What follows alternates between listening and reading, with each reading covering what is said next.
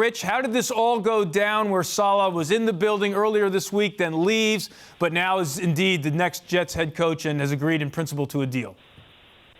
Well, I can tell you he was their number one guy from the outset of the process. They identified Saleh and Arthur Smith, the offensive coordinator from Tennessee, as their two top guys, and those were the two guys they brought back for second interviews.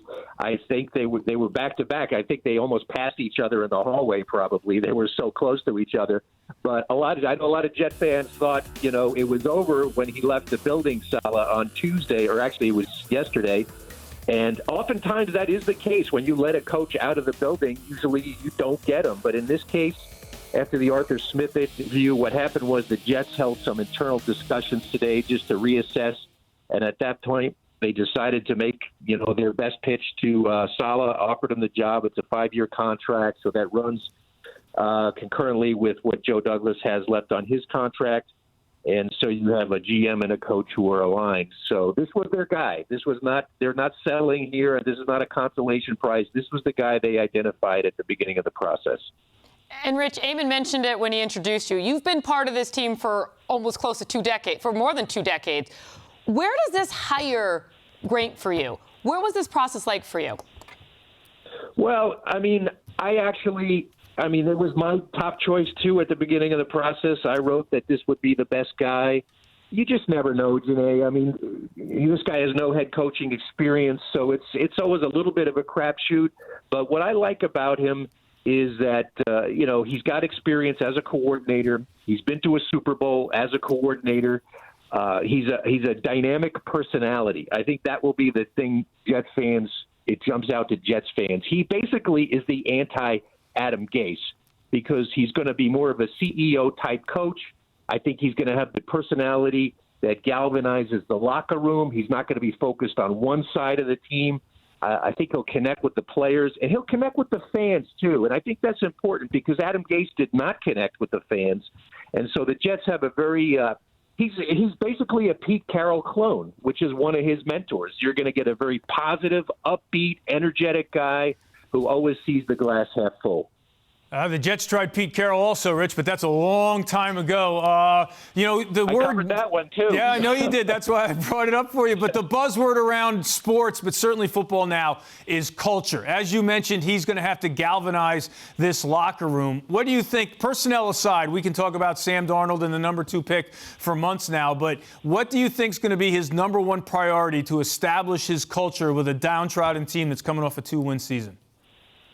I think he's going to have to build trust with the players. This is a beaten-down team. It was a rough 2 years under Adam Gase, even last year when they went 7-9 and had a somewhat positive finish. It was a team that was beaten down. There were a lot of players who were unhappy, most notably Jamal Adams and Le'Veon Bell. And there were a lot of injury controversies, as I'm sure you guys can recall, over the last couple of years. So I know from talking to players, even after the season ended, there was just a lot of mistrust, with the coaching staff. So I think Robert, that's number 1 is he got to, build that trust with the players and move on from there. It's an enormous task to try to change this culture, but I think they have a guy with the personality who can get it done. And, Rich, you talk about this guy with this big personality, get this done. There's a lot of work that has to be done. Why do you think Robert chose the Jets? Because, like you said, he'd been, a hot choice. A lot of teams wanted him. I think 6 out of the 7 teams that were looking for a head coach wanted him. He made the rounds. He went down to went down to Florida to interview with Philadelphia before taking the Jets job. And, I'm curious to see what he says about it. The number 2 pick is attractive. It's interesting. He and Joe Douglas have no prior working relationship, so that is a new marriage, so to speak. So I'm interested to hear his thoughts on why, he wants to work with Joe Douglas. I do know, as sort of a backstory here, a little personal backstory, I know Robert had a brother who worked in the Twin Towers on 9/11, and I know it was a very emotional time for the family. And luckily, he made it out. But I know that Robert's family, for 8 or 9 hours, was completely in the dark. They didn't know whether he was alive or dead in the tragedy. And thankfully he's okay. But I think that really spurred him on to become a football coach, because Robert was in the financial world at that time. And then I think he had an epiphany, and maybe because it happened in New York, maybe there is some sort of connection there that brought him back to New York. It'll be interesting to see what he says about that when he's asked about that at his introductory press conference. But, Rich, when we had you on the night Adam Gase was fired, you were pretty matter-of-fact that you said that you think this is the end of Sam Darnold. The new coach is going to want his new quarterback. Does hiring a defensive coach, or does what you know about Robert Saleh change your opinion on that at all as we look into the future and who the next quarterback might be for the Jets? Yeah, I think it's going to be, it's such a tough decision. I think one thing I should note here, according to Adam Schefter, Robert's going to bring Mike LaFleur with him as his offensive coordinator. He is the younger brother of Packers coach Matt LaFleur, and he runs a Shanahan system. He is part of that Shanahan mafia, so to speak. And that is what Sam ran as a rookie with Jeremy Bates, because Bates is part of that Shanahan offensive family. So this is going to be a very familiar system for Sam Darnold. It will not be a big transition at all. So if maybe that factors into their decision on whether to keep him, I think Sam would be very comfortable in that system. And frankly, I think it's the best system for Sam, because it's a lot of moving pockets, getting him on the run, which I think he does best, a lot of play action, and they'll feature the running game, all things that could help Sam become a better quarterback. So maybe this tilts it a little bit more towards Sam staying.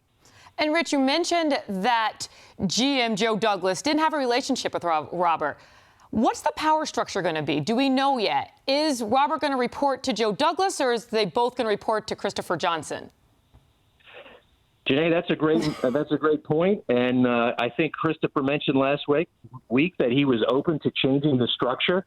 And so waiting to find out about that as soon as I get off the phone. But it sounds like, they could go either way. They could keep it the same, or they could have Robert report to Joe Douglas, which would be a change. The Jets have been doing it the other way for a few years. I think fans get a little too caught up in that. I think basically it comes down to the quality of the people in the position. Regardless of the structure, if you have the right people, I think it'll work. I'm curious to see the Saleh-Douglas relationship because, as I mentioned, it is new. So it's not like he hired one of his guys. And so that's always interesting when you have two people working together for the first time.